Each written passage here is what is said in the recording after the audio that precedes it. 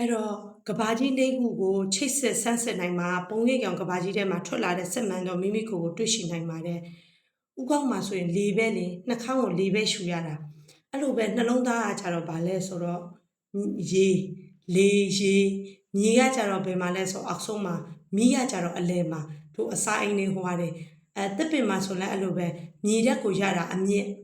ပြီးလို့ရှိရင်မီးဓာတ်ကိုရတာကကြတော့ဟိုဟာအလဲပိုင်းပင်စီတွေကဘာတွေကအပူဓာတ်ပေါ့အဲ့ဒီမြေကြီးရဲ့အပူဓာတ်ကိုသူတို့ကယူနေရတာအဲ့လိုပဲရေဓာတ်ကိုကကြတော့အပေါ်ကနေလောင်းလိုက်ထားတော့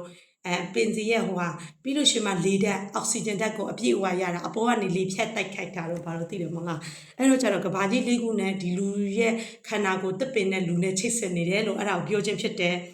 Campbell tree or like ကဘာလေးခုမှာတဲ့ war or answer Kata ဆိုတာကခုနအဖေအမေကကိုယ်ဘလို့မွေးထုတ်ပေးတာလဲအဲ့လိုပြောချင်တာနော်ဆရာသမားရောပဲလဲဆရာသမားဆိုတာကောင်းမှာအမိဖပုပ္ပါစီယာမိနဲ့ဖဆိုတာအဲ့ဒါကိုပြောခြင်းဖြစ်တယ်ပြီးတော့ war of creation ဗုဒ္ဓခါမှာပြောချင်တာကူးွယ်တဲ့ဗုဒ္ဓမြတ်စွာဘုရားအဲ့လိုမျိုးပြောချင်တာ war of fenrir ရယ်ခါ of cheese trifle hope nissa yours အဲ့ဒါကကြတော့ပြောရင်ကွာကိုတနေ့တာလုတ်တဲ့ကောင်းတာဆိုတာတွေကိုပြောချင်တာ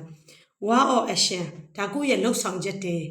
ကိုကောင်းတာတွေ့ရင်ကောင်းတာရမယ်အဲ့လိုမျိုးကိုဘလောက်ထိမာကျောနေပြီလားဘလောက်ထိမြေကြီးလို့လူတွေရဲ့အနင်းကိုခံနိုင်နေပြီလဲလို့ပြောခြင်းဖြစ်တယ်အဲ့ဒါတွေအကုန်လုံးကတသားထဲမှာချိတ်ဆက်နေတယ်နော်လောကကြီးကအဲ့တော့ဗာလဲဆိုတော့ war of ambition ခန္တာလူလာတအောက်ရဲတဲ့ခဲတာကဘာတစ်ခုဖြစ်ပါကလူတအုပ်အားလုံးရဲ့ DNA များ DNA ဆိုတာသွေးတွေတဲ့ cell တွေ molecule တွေအတန်တွေကိုပြောခြင်းဖြစ်တယ်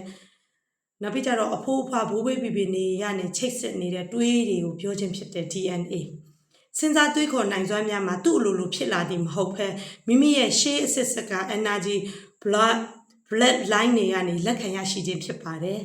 မိမိရဲ့ပါရမီလက်ဆောင်များဘဝမရှင်များမှာလည်းထိုကဲ့သို့လက်ဆင့်ကမ်းပါလာခြင်းဖြစ်ပါတယ်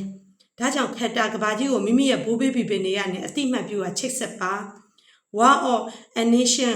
ချိတ်ဆက်ရန်အောက်ပါမိခွန်းများကိုမေးပါမိမိဟာမိမိရဲ့အသက်ရှင်နေရခြင်းလူတစ်ယောက်ဖြစ်လာမွေးဖွားရခြင်းတပိုင်းကိုလေးရည်ရွယ်ချက်ကိုနားလည်ချိတ်ဆက်မိပါသလားမိမိအသက်ရှင်တန်ရခြင်းရည်ရွယ်ချက်ကိုခြာရေးပေးပါ war of creation ဘုံနှံ of cause